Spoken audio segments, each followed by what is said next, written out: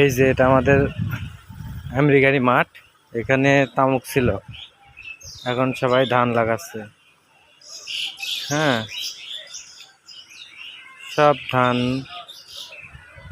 সপ্তাহ খানিকের ভিতরে দেখবেন সব সবুজ আর সবুজ।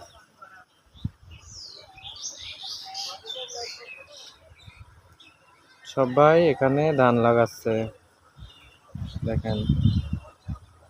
আরো দূরে অনেক মানুষ আছে, দেখা যাচ্ছে না তাই। এই যে এনারা চারা ছিটাচ্ছে ভিড়ের ভিতরে। ছিটানোর পরে একটা একটা করে, একটা দুইটা তিনটা এমন করে লাগাবে। লাগানোর পরে এটা ধান হবে।